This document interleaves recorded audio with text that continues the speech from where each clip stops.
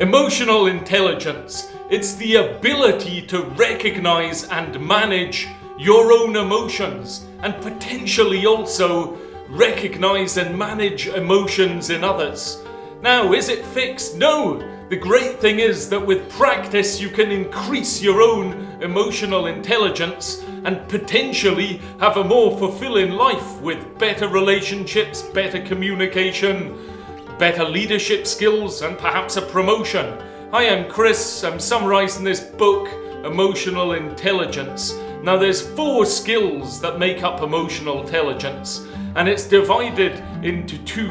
These would be these 2 categories. One would be personal competence, i.e. around yourself, and the second would be social competence. Now, personal competence involves self-awareness and self-management. Self-awareness, just as it sounds, is about recognizing and understanding your own emotions, strengths and weaknesses. When you can do that, you can then potentially tie it in with self-management, and that's actually regulating your own behaviours in a productive and positive way. Social competence, on the other hand, involves 2 skills, and these are more about interacting with others. So that would be social awareness and relationship management. Social awareness involves that understanding of perspectives other people have, and also accurately being able to read social cues. Relationship management, it's not a kind of joke about Andrew Tate, for example. This is actually using knowledge to build and maintain positive relationships, potentially by communicating effectively and resolving conflicts. Now, empathy, this is the cornerstone of emotional intelligence because it allows us to connect and understand other people at a deeper level. And to develop your empathy skills, you may want to think about imagining yourself in the shoes of others and also actively listening to other people without any judgment. On one of the courses I went on, they actually left you with shoes that you're meant to try on and then listen to audio of whoever's shoes they were, and it wasn't as powerful experience as perhaps it could or should have been, but it's something that you may want to try.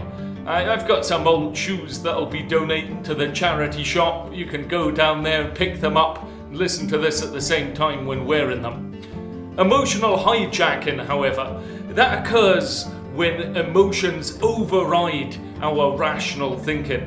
And it's really important to actually identify your own strengths and weaknesses so that you understand your emotions and control them. And this allows you to avoid emotional hijacking. That's when your reptilian brain, so to speak, kicks in and you're just feeling like you need to do something. You need to slam that door, shout at that person, punch that window.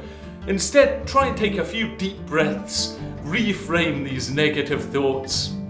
Now, you've got the concept now of emotional intelligence, and there's an overlap with IQ and also personality.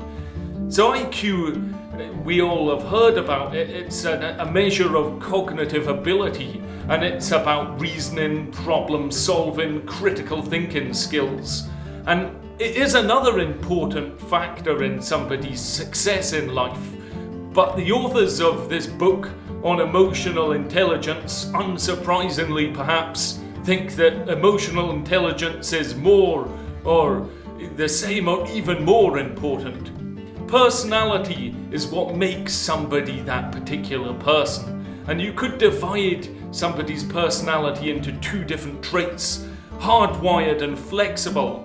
Now, a hardwired personality trait is difficult to change and almost innate, whereas a flexible trait can quite rapidly be modified and potentially improved, but it still takes time and effort. I'd like to mention a bit about emotional contagion.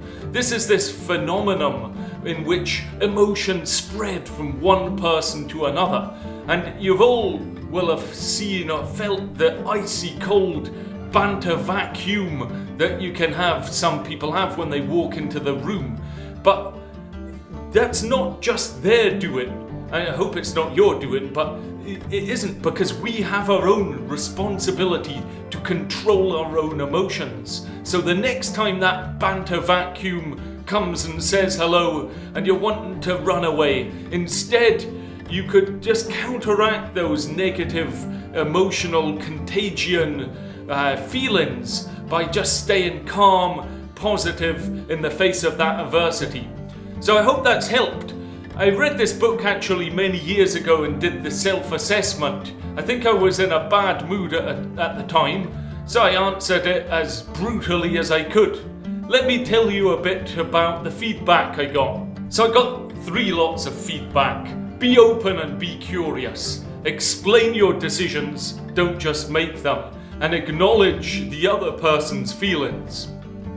As I say, this was a number of years ago, but let's just break them down, because some of the learning points are quite generic. It's a bit like a horoscope in that some good things are going to come to you soon, particularly somebody who may have the letter M in their first or last name.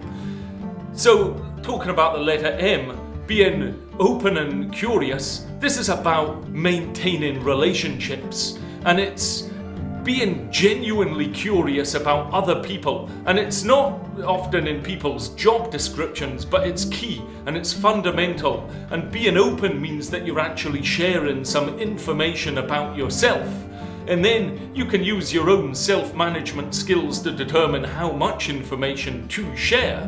But by doing that, people are able to interpret you a bit better because they know where you're coming from. And equally, when you learn about others by being genuinely curious and actively listen about them, you can understand where they're coming from.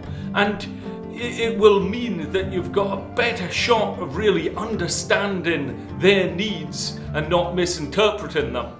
So I love this bit of feedback, and it says, it's about being appropriate in that awareness of that particular setting and the time, and you're meant to use an inquisitive tone. And it said it's similar to a child sitting on Santa Claus's thing. What would you like for Christmas, son? As opposed to a kind of judgmental tone. Now, obviously the Santa Clauses I've encountered, I wouldn't want to replicate at all, because you've been naughty. But at the end of the day, you don't want to be saying something like, why on earth would you buy a motorcycle? Or why the heck did you graduate from this particular course? It's about being sensible, being interested in people, but not judging. Now, explaining decisions and not just making them is really a slight change, so that instead of just saying this is the decision, on you go, you're explaining the whys and the hows of how actually that decision was made, and ideally you're involving others in the discussions before and after, acknowledging that often a decision will impact many people and potentially negatively. So it's important to be transparent and honest. And you may have made this habit of kind of quickly making decisions yourself because you may be personally competent, but that'll only get you so far. So it's important to involve the wider team and just explain things a bit more. Acknowledging the other person's feelings. Now, there was a fairly ridiculous example of a colleague coming into work in tears, and then you're saying, you're not doing too great. Well, work'll change your mind, see you inside. I mean, okay, fine. But instead of doing that kind of line and then being surprised when they ignore you or patch you all day, you really should say something along the lines of, I'm sorry you're upset. What can I do? And then actually listen to what they say. Because I've had the fortune of having great support over the years from colleagues, and it's occasionally, they'll say, how are you doing? And your automatic response is, I'm doing fine. But sometimes you do need to speak to other people. And then afterwards, the colleagues who have done that and have reached out to me, I have genuinely held them in such higher regard than I would have previously, because they showed interest and that willingness to listen and actually care for another person. I do hope that has helped. I care for you all deeply. Feel free to share, comment, like, and I'll see you next time.